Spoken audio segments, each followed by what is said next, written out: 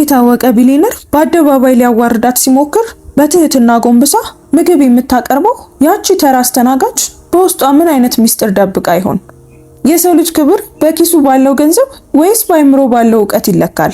ይህ ታሪክ አንዲት ሴት ዝምቷን ሰብራ የትዕቢትን ግንብ ስታፈርስና በገንዘብ የማይገዛውን ማንነቷን ስታስመሰክር የሚያሳይ ነው። ግን እንዴት አንዲት ምስኪን አስተናጋጅ የአንድ ቢሊነርን ግዛት ልታናጋ ቻለች? ለቤተሰቧ ስትል ክብሯን የገበረችው አላና መጨረሻ ላይ ያገኘችው ድል ምንድን ነው? እውነት ሁልጊዜም ያሸንፋል ወይስ ስልጣን እውነትን ይረግጠዋል? ዛሬ እጅግ በጣም ልብ አንጠልጣይ የሆነ ስለ ሰው ልጆች ክብር የሚያወራ ታሪክ ይዘንላችሁ ቀርበናል። እስከ መጨረሻው ተከታተሉት። ሰላም ውድ ቤተሰቦቻችን እንደምን አላችሁ? ታሪኩን ከመጀመራችን በፊት እስኪ ይሄንን አስደናቂ ታሪክ ከየትኛው የዓለም ክፍል ሆናችሁ እንደምትከታተሉት ኮሜንት ላይ ጻፉልን። እነዚህ ታሪኮች ምን ያህል ርቀት እንደሚጓዙ ማወቅ ስለምንፈልግ ያላችሁበትን ሀገር ዓለም የከተማችሁን ስም ጻፉልን። ታሪኮቹ ለብዙ ሰው እንዲደርሱ በደግነት ላይክ አድርጋችሁ ጀምሩት። የእናንተ አንድ ላይክ ለቻናላችን እድገት ትልቅ ዋጋ አለው። እንደዚህ አይነት ታሪኮችን መስማት የምትወዱ ከሆነ ደግሞ ሰብስክራይብ አድርጋችሁ ቤተሰባችንን ተቀላቀሉ። በየቀኑ የምንለቃቸው አዳዲስ ታሪኮች እንዳያመልጧችሁ የደውል ምልክቱን ተጫኑ። አሁን በቀጥታ ወደ ልብ አንጠልጣዩ ታሪክ እንመለስ። ስሟን ከልብሷ ላይ ተመለከተ። በመቀጠልም የተቧጨሩ ጫማዎቿን አየና አፌዘ። ለጀስቲን ብላክውድ በፊቱ የቆመችው አስተናጋጅ ሰው አልነበረችም። እርሷ ለእብሪት ትዕይንቱ እንደ መጋረጃ ነበረች። በጥንታዊ የፕሮቬንሳል ዘዬ በማዘዝ ክብሯን ሊገፍ እንደሚችል አሰበ። የማይነካ መሰለው፣ ግን ተሳስቶ ነበር።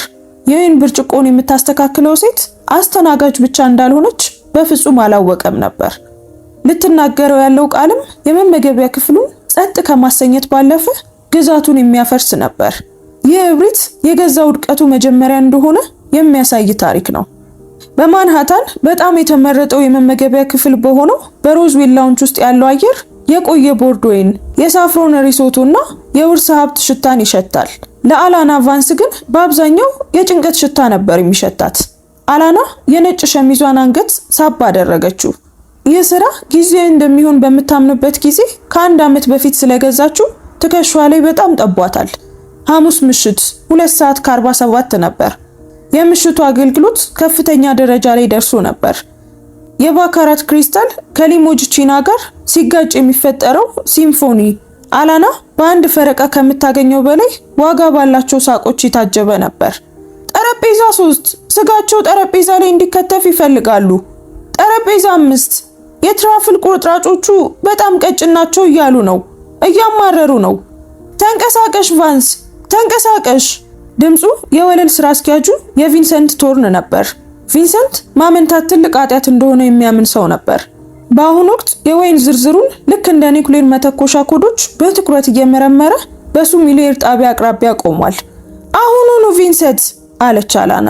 ድምጿ እንዳይናወጥ እየተቆጣጠረች ነበር።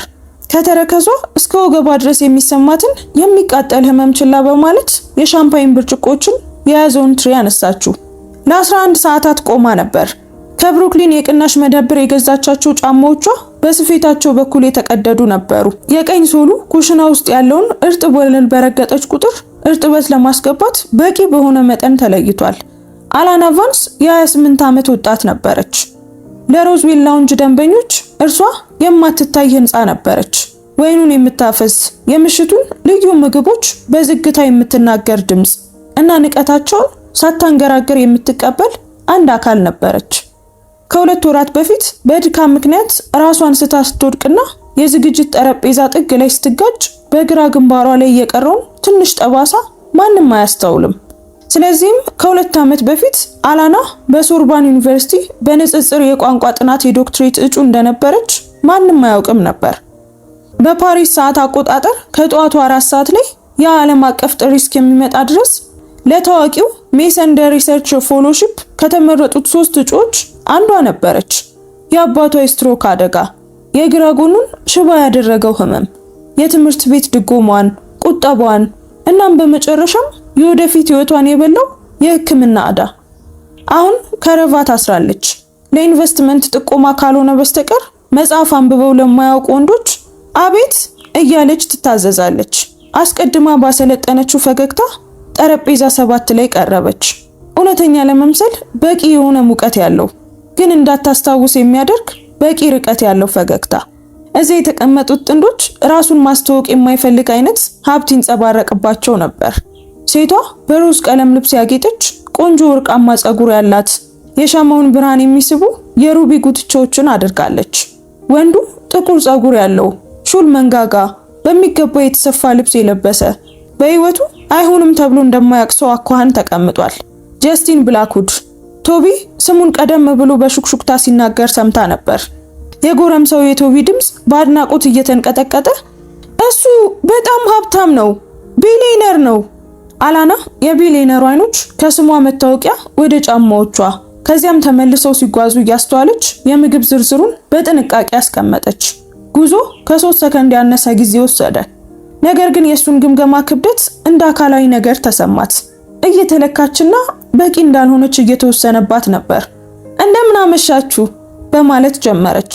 ድምጿ እንደ ስለት የተሳለ ገለልተኛና ሙያዊነትን የተላበሰ ነበር። ወደ ሮዝዌል ላውንጅ እንኳን ደህና መጣችሁ። ጀስቲን ከወይን ዝርዝሩ ላይ ቀና ሳይል አቋረጣት። ቪኤምአር። ቃላቶቹ እንደ ጊሎቲን ስለት አየር ላይ ተንጠለጠሉ። ስለ ጥንታዊ ቻት ኑፍዱ ፓፕ ሪዘርቭ ጠይቆ ነበር። ነገር ግን በዘመናዊ ፈረንሳይኛ አልነበረም።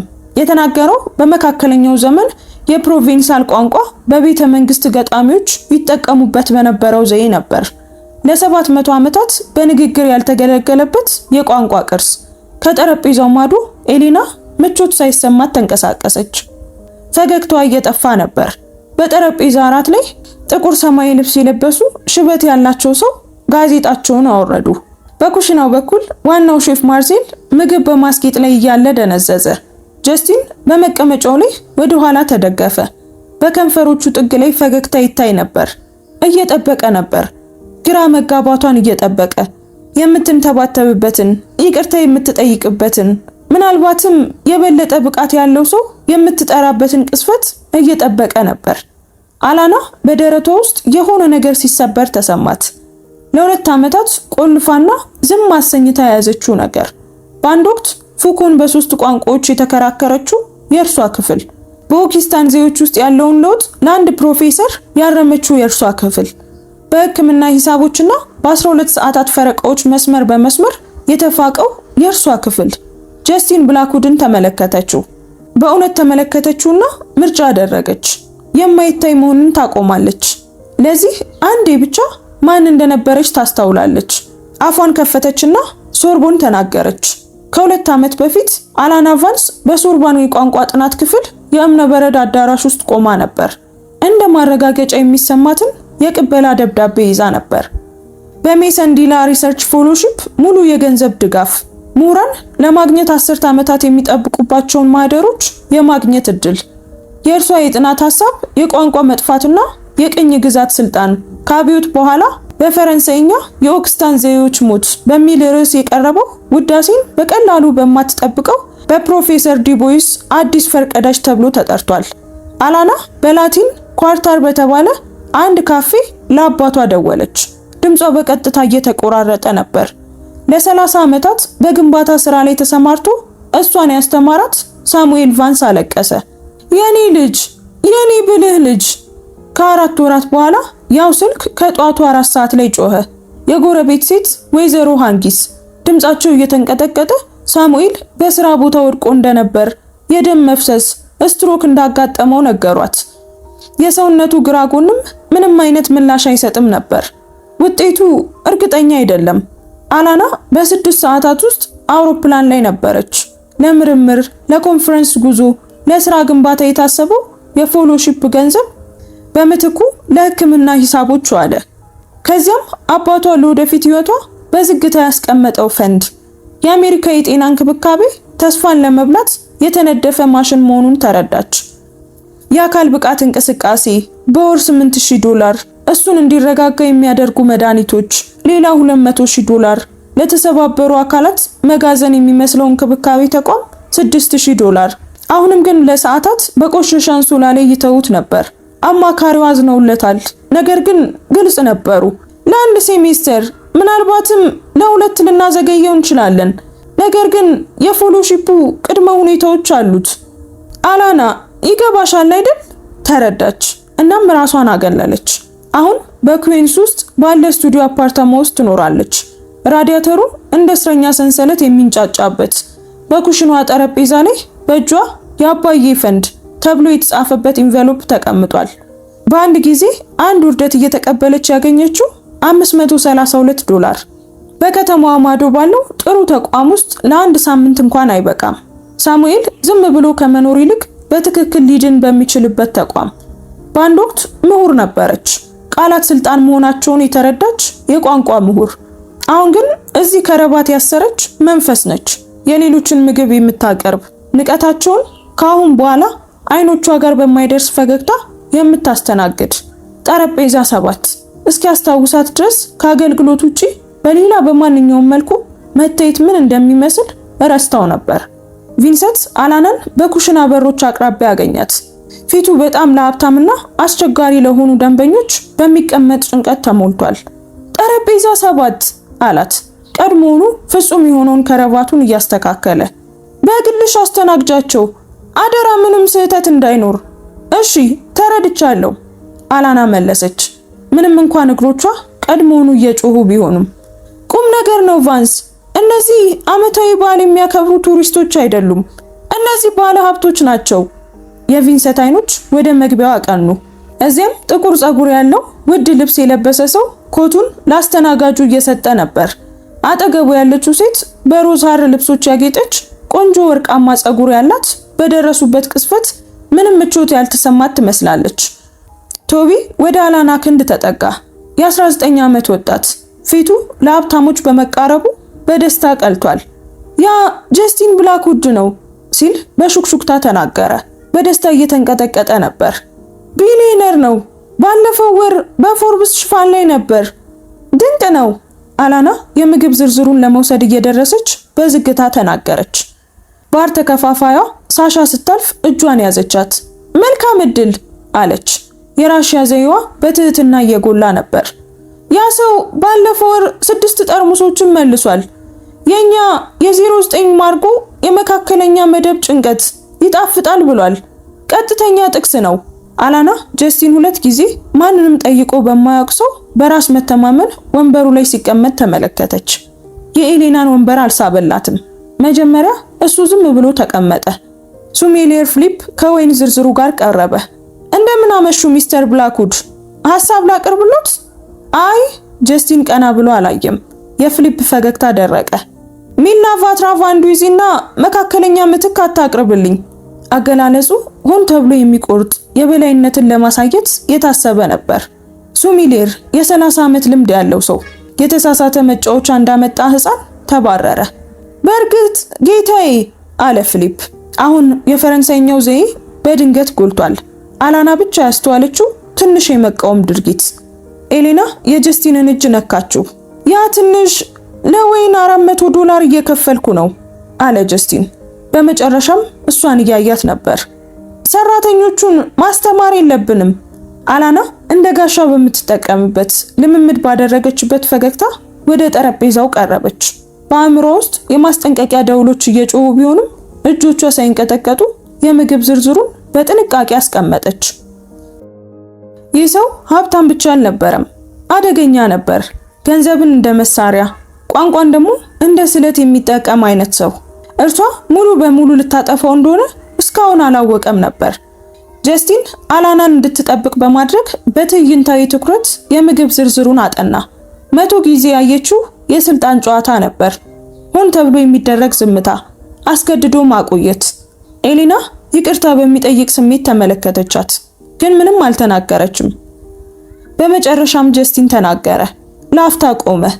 አይኖቹ ለአላና በአዳኝ ደስታ ቀና አሉ። ሎንግ ስለ በጣም ትኩስ ኦይስተር ማወቅ ፈልጎ ነበር። ነገር ግን በ12ኛው ክፍለ ዘመን በትሮባዶች ሲጠቀሙበት በነበረው በጠፋው በጥንት ፕሮቬንሳል ዘዬ እንድትመልስለት ጠየቃት። በተበላሸው ዘመናዊ ቋንቋ ሳይሆን በጥንቱ። አጠገባቸው ያለው ጠረጴዛ ጸጥ አለ። አልማዝ ያደረገች አንዲት ሴት በንግግር መካከል አቆመች። በአቅራቢያው የውሃ ብርጭቆዎችን እየሞላ የነበረው ቶቢ ደንግጦ ታየ።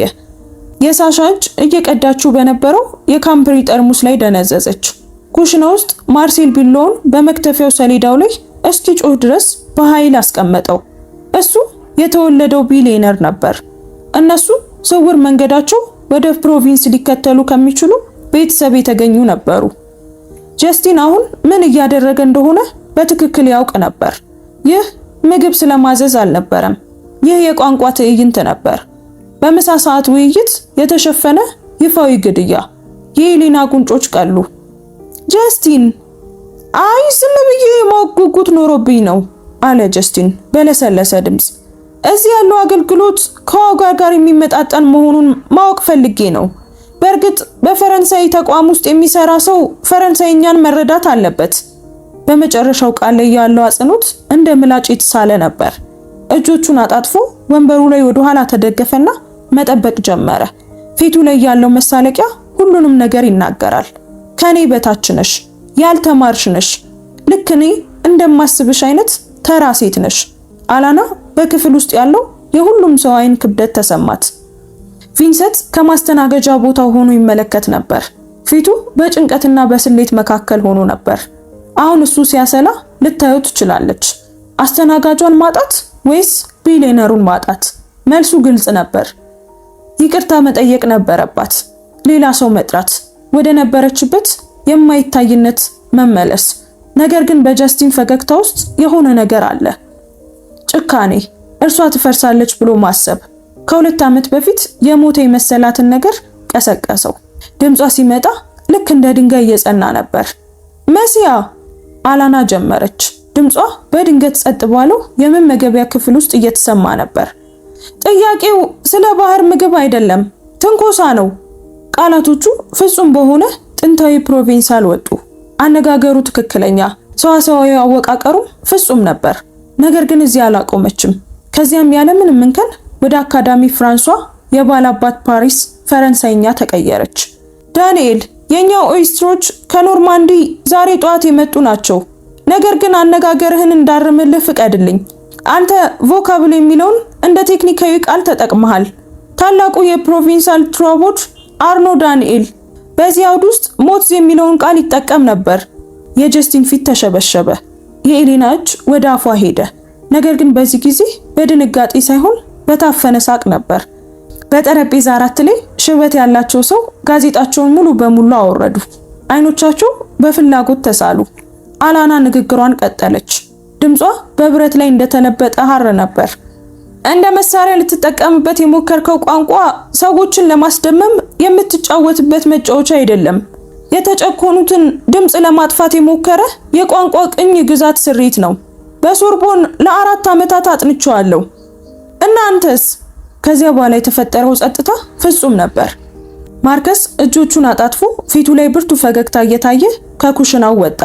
ቪንተስ በፍርሃትና በአድናቆት መካከል ሆኖ ደንዝዞ ቆመ። የጀስቲን አፍ ተከፈተ፣ እንደገና ተዘጋ። ምንም ድምጽ ማውጣት አልቻለም። አላና ፍጹም በሆነ መረጋጋት ብዕሯንና ማስታወሻዋን አስቀመጠች።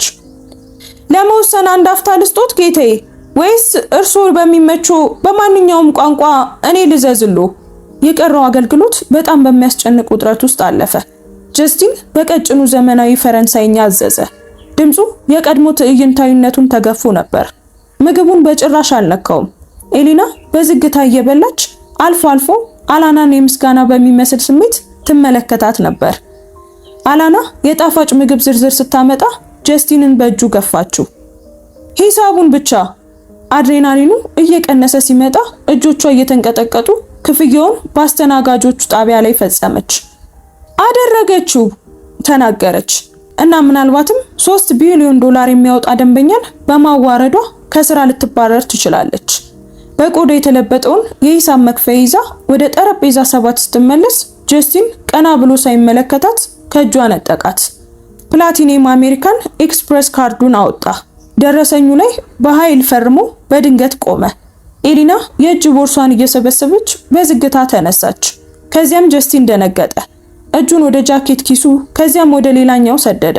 ፊቱ ከግራ መጋባት ወደ ጥቁር ስሜት ተቀየረ። ካርዴስ? ድምጹን ከፍ አድርጎ ጠየቀ። ካርዴ የት ነው ያለው? አላና አይኗን አርገበገበች። ጌታዬ፣ እርሱ አሁን መያዣ ውስጥ አድርጌው ነበር፣ ጠፍቷል። ድምፁ የመመገቢያ ክፍሉን ድባብ ሰንጥቆ ወጣ። ወሬዎች ቆሙ፣ ራሶች ዞሩ። አንድ ሰው ካርዴን ወስዶታል። ቪንሰንት ወዲያውኑ መጣ። ሚስተር ብላክውድ፣ እርግጠኛ ነኝ አለመግባባት ተፈጥሮ ነው። እርሷ ነች ለመጨረሻ ጊዜ የነካችው። ጀስቲን ወደ አላና ጠቆመ።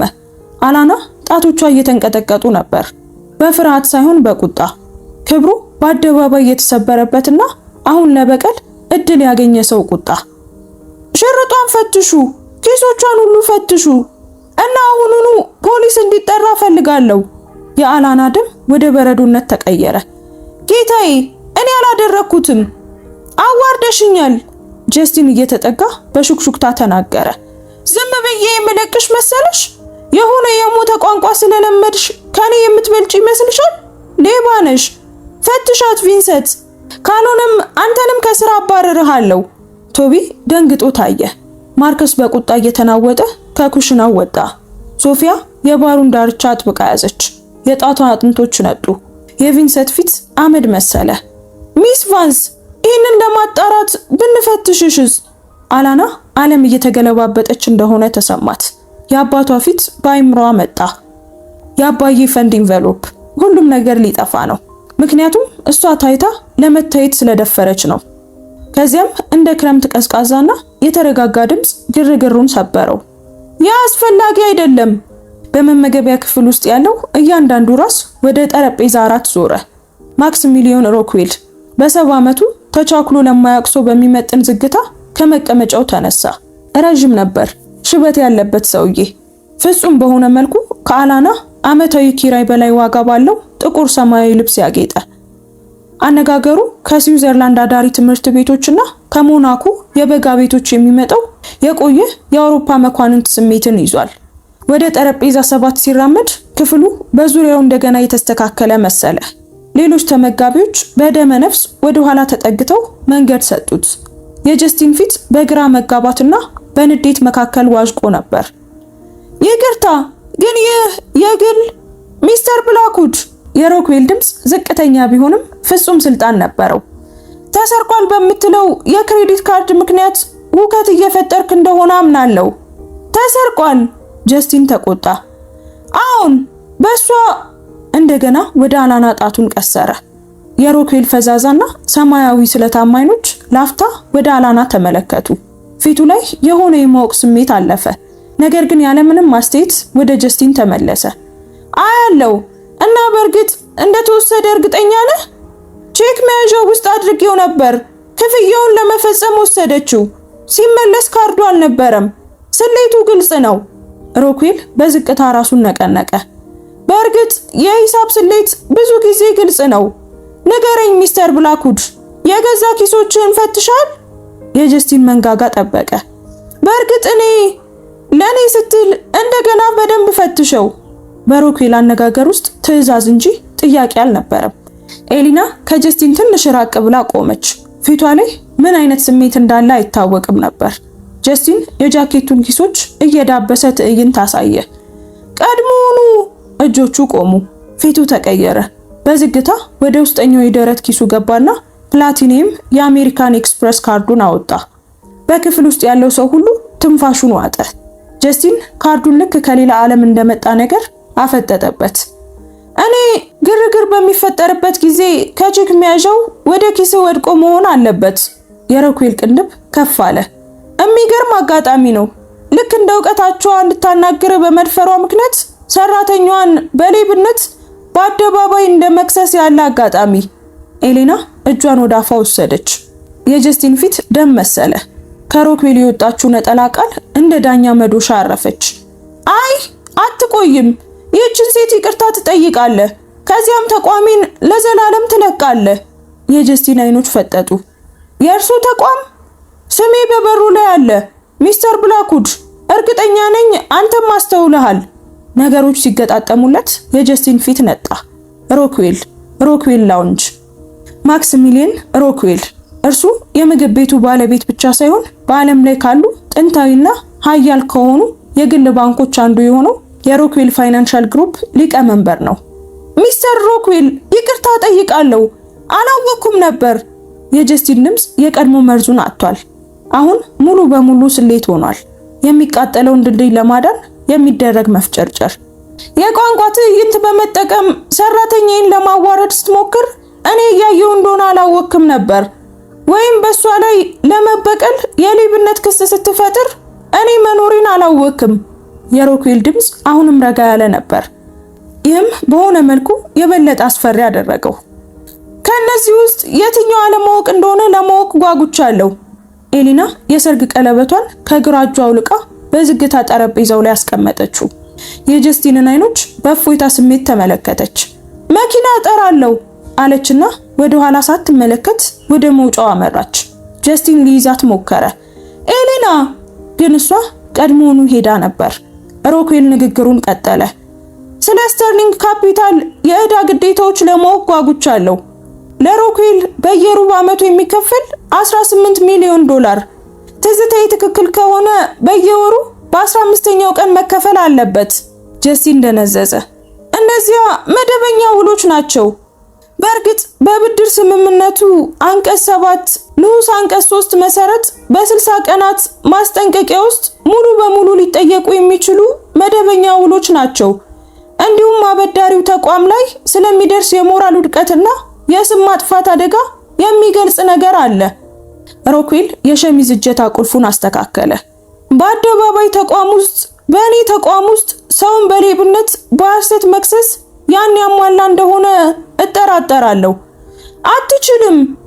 እችል ዘንድ አረጋግጥልሃለሁ። ግን ደግሞ ምህረት የለሽ አይደለሁም ሚስተር ብላክውድ። ምርጫ ሰጥሃለሁ። ሚስ ቫንስን ከልብህ ይቅርታ ጠይቀህ በዝግታ ትወጣለህ። እናም ይህን እንዳሳዛኝ የስህተት ወቅት እንቆጥረዋለን። ወይስ ተቃውሞውን ትቀጥላለህ? እኔም ሰኞ ጠዋት የብድር መስመሮችህ እንዲታገዱ የሚያደርግ ስልክ ደውላለሁ። ቪንሰንት ራሱን ሊስት የቀረበ መሰለ። የቶቢ አፍ ተከፈተ። ማርከስ እጆቹን አጣጥፎ በዝግታ ራሱን እየነቀነቀ ቆመ። ጀስቲን አላናን ተመለከተ። ከዓይኖቹ በስተጀርባ አስቀያሚ ነገር ተንቀሳቀሰ። ውርደት፣ ቁጣ፣ ሙሉ በሙሉ እንደተሸነፈ ያወቀ የታገሰ እንስሳ ስሜት። ይቅርታ ጠይቃለሁ ሲል በግድ ተናገረ። ቃላቶቹ እንደተሰበረ ብርጭቆ ወጡ። የሮክዌል ፊት አልተቀየረም። ለእርሷ እንጂ ለኔ አይደለም። የጀስቲን እጆች ተጨበጡ። ነገር ግን አላናን ሲመለከት ድምፁ በጭንቅ የሚሰማ ሹክሹክታ ነበር። ይቅርታ። አላና ምንም አልተናገረችም። የቀረው ክብሩን ሰብስቦ ወደ መውጫው ሲሄድ ዝም ብላ ተመለከተችው። ትከሻዎቹ በታፈነ ቁጣ ተወጥረው ነበር። የመመገቢያ ክፍሉ በሩ እስኪዘጋ ድረስ በጸጥታ ተሞላ። ከዚያም ሮክዌል ወደ አላና ዞረ። አላናን ሲመለከት ፊቱ ሙሉ በሙሉ ለሰለሰ። ሚስ ቫንስ ቢሮዬ ልትቀላቀይኝ ትቻለሽ? የምንወያይባቸው ብዙ ነገሮች ያሉ ይመስለኛል። ቢሮ ትንሽ ቢሆንም ውብ ነበር። በወይን ሽልማቶችና በሮክዌል ላውንጅ በተመገቡ ታዋቂ ሰዎች ፎቶግራፎች የተሞላ። አላና ልቧ አሁንም እየመታ በቆዳ ወንበሩ ላይ ተቀመጠች። ሮክዌል ትዕዛዝ እንደለመደ ሰው ፊት ለፊት ተቀመጠ። ከ2 ዓመት በፊት በማለት ጀመረ ያለምንም መግቢያ። በሶርቦን ቋንቋ እንደ ቅኝ ግዛት መሳሪያ ከአብዮት በኋላ በደቡብ ፈረንሳይ የቋንቋ መጥፋት በሚል ርዕስ በተዘጋጀ ሲምፖዚየም ላይ ተገኝቼ ነበር። ከአቅራቢዎቹ አንዱ አንቺ ነበርሽ። የአላና ትንፋሽ ተቋረጠ። የጥናት ሐሳብሽን አድንቄው ነበር። የኦክሲታን ዘዬዎች በስርዓት ማፈን ባህላዊ መጥፋት ብቻ ሳይሆን ክልላዊ ማንነትን ለማጥፋትና የፓሪስን ስልጣን ለማጠናከር የታለመ ኢኮኖሚያዊ ጦርነት ነው ብለሽ ተከራክረሻል። ትንሽ ፈገግ አለ። በጣም ስለተደነቅኩ ፕሮፌሰር ዱፓንትን ያንቺን የመገናኛ መረጃ ጠይቄያቸው ነበር። በፋውንዴሽኔ ውስጥ የምርምር የሥራ ቦታ ላቀርብልሽ ፈልጌ ነበር። ራሴን አግልዬ ነው አላና በሹክሹክታ ተናገረች። አባቴ አውቃለሁ። ፕሮፌሰር ዱፖንት ስለ አባትሽ ስትሮክ ነግረውኛል። ከዚያን ጊዜ ጀምሮ ላገኝሽ እየሞከርኩ ነበር። አድራሻ ግን አልተውሽም። የዩኒቨርሲቲሽ ኢሜልም ተዘግቷል። ጠፋሽ። ወደፊት ጠጋለ። እስከ ዛሬ ምሽት ድረስ አብዛኛው ሰው ሞቷል ብሎ በሚያስበው ቋንቋ የ1 ቢሊዮነርን ሰዋሰዋዊ ስህተት ስታርሚ እስከ ሰማውሽ ድረስ ጠፍተሽ ነበር። አላና መናገር አልቻለችም። የሮክዌል የባህል ጥበቃ ኢንስቲትዩትን እያቋቋምኩ ነው። ተልዕኮ አደጋ ላይ ያሉ ቋንቋዎችን መመዝገብና መጠበቅ ነው። በተለይም በቋንቋ መጥፋት ፖለቲካዊ ገጽታዎች ላይ ትኩረት ያደርጋል። ዳይሬክተር ያስፈልገኛል። ቋንቋ ግንኙነት ብቻ ሳይሆን ስልጣን፣ ማንነትና ህልውና መሆኑን የሚረዳ ሰው። ላፍታ ቆመ። ቦታው በአመት $185,000 ደሞዝ ከሙሉ ጥቅማ ጥቅሞች ጋር ይሰጣል። አባትሽ በሀገሪቱ ምርጥ የስትሮክ ማገገሚያ ፕሮግራም ባለው በእኛ አጋር ተቋም በሮክዌል ኒውሮሎጂካል ኢንስቲትዩት እንክብካቤ ያገኛሉ። የግል ክፍል፣ የ24 ሰዓት ልዩ ነርሶች፣ የሚያስፈልገውን ሁሉ ያገኛሉ። ቃላቶቹ ልክ እንደ አካላዊ ኃይል መቷት። የአላና እይታ ፈዘዘ። የአባዬ ፈንድ ኢንቨሎፕ፣ ስቱዲዮ አፓርታማው፣ በተስፋና በጭንቀት የተያያዙት ጫማዎቿ፣ አባቷ በኢንዱስትሪ ማጽጃና በብቸኝነት ሽታ በሚሸት ተቋም ውስጥ ብቻውን። ለምን በማለት ጠየቀች። ምክንያቱም ከ2 ዓመት በፊት ስልጣንን፣ ቋንቋንና ጭቆናን የምንረዳበትን መንገድ ሊቀይር የሚችል ምርምር አቅርበሻል። ምክንያቱም ዛሬ ምሽት ለመጥፋት ፈቃደኛ አልሆንሽም። ምክንያቱም ዓለም ቃላት ዋጋ እንዳላቸው የሚያስታውሱ ሰዎችን ትፈልጋለች። ነፃ ሊያወጡ ወይም ሊያጠፉ፣ ከፍ ሊያደርጉ ወይም ሊያዋርዱ እንደሚችሉ። የሮክዌል አይኖቿን ተመለከቱ። እና ምክንያቱም አባትሽ የልጁን ድምፅ እውነት ሲናገር ለመስማት ይገባዋል እንጂ ብልህነቷን ለማያዩ ሰዎች ልዩ ምግቦችን ስትዘረዝር አይደለም። የአላና እጆች ተንቀጠቀጡ። ለ2 ዓመታት ለመጀመሪያ ጊዜ ለራሷ እንድታለቅስ ፈቀደች። መቼ ነው የምጀምረው? ሮክዌል ፈገግ አለ። ፈቃደኛ ከሆንሽ ነገውኑ መጀመር ትችያለሽ። ግን ዛሬ ምሽት ወደ ቤትሽ ሂጂ፣ እረፊ። ነገ ህይወትሽን እንቀይራለን። ከ6 ወራት በኋላ አላና በሮክዌል ኒውሮሎጂካል ኢንስቲትዩት ክፍል 304 ደጃፍ ላይ ቆማለች።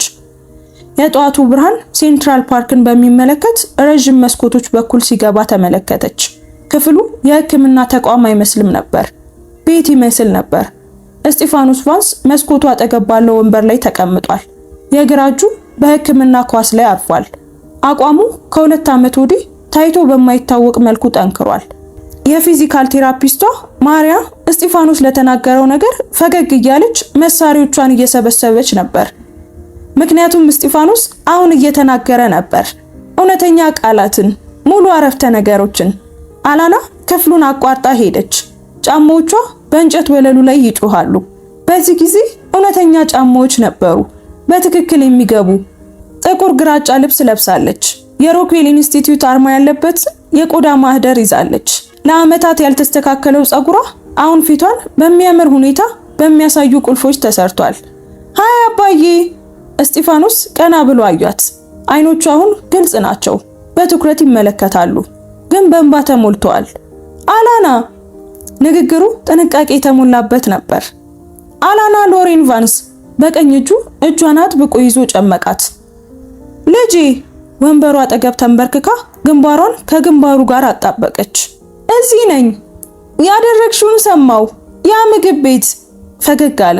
የከንፈሩ ግራጉን ትንሽ ቆይቶ ተከተለ። ተናገርሽ፣ አልጠፋሽም። ከምርጡ ሰው ነው ይሄንን የተማርኩት፣ በሹክሹክታ መለሰች። አንተ በጭራሽ አልጠፋህም አባዬ። ለአንዴም ቢሆን መዋጋትህን ቀጠልክ። ስልኳ ጠራ። ከምርምር ረዳቷ ማርከስ የተላከ መልእክት ነበር። ኮንፈረንሱ ተረጋግጧል። 150 ተመዝጋቢዎች። ዶክተር ዱፓንት ዋና ንግግር እንደሚያደርጉ አረጋግጠዋል። ዓለምን ልትቀይሪው ነው። አላና አባቷን ተመለከተች። ከዚያም መስኮቱን አልፋ እሷን የማትታይ ለማድረግ የሞከረችውን ከተማዋን ተመለከተች።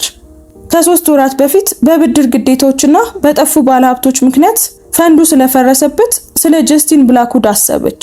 በእጇ የተጻፈ ማስታወሻ ስለላከችላት ስለ ኤሌና አሰበች። ዝም ማለት እንደሌለብኝ ስላሳየሽኝ አመሰግናለሁ። ስለነበረችበት ያስተናጋጅነት ስራ፣ ከረቫት ስላሰረችው መንፈስ፣ ድምጽ እንዳላት ስላረሳችው ሴት አሰበችና ፈገግ አለች። አንድ ጊዜ የማልታይ ነበርኩ አለች በዝግታ፣ ለአባቷ ሳይሆን ለራሷ። አሁን ግን አይደለችም። እስጢፋኖስ እጇን እንደገና ጨመቃት። ዳግመኛ በጭራሽ አትሆኝም። ከውጭ ከተማዋ በሚሊዮን በሚቆጠሩ ድምጾች ታጅባለች። እያንዳንዱ የራሱ ስልጣን፣ የራሱ እውነት አለው። አላና ቫንስ ምሁር፣ እናም ሊካድ በማይችል መልኩ በግልጽ የምትታይና የምትሰማ ሆናለች። ውድ ቤተሰቦቻችን የዛሬው ታሪካችን ይህንን ይመስል ነበር። እስኪ ከታሪኩ ምን እንደተማራችሁ ኮሜንት ላይ ጻፉልን። ታሪኩን ከወደዳችሁትም ላይክ እና ሼር በማድረግ ለብዙ ሰዎች እንዲደርስ አድርጉት። እንደዚህ አይነት ታሪኮችን መስማት የምትወዱ ከሆነ ሰብስክራይብ በማድረግ ቤተሰባችንን ተቀላቀሉ። በየቀኑ የምንለቃችሁ አዳዲስ ታሪኮች እንዳያመልጧችሁ የደውል ምልክቱን ተጫኑ። እናመሰግናለን። እንወዳችኋለን። ቸር ቆዩን።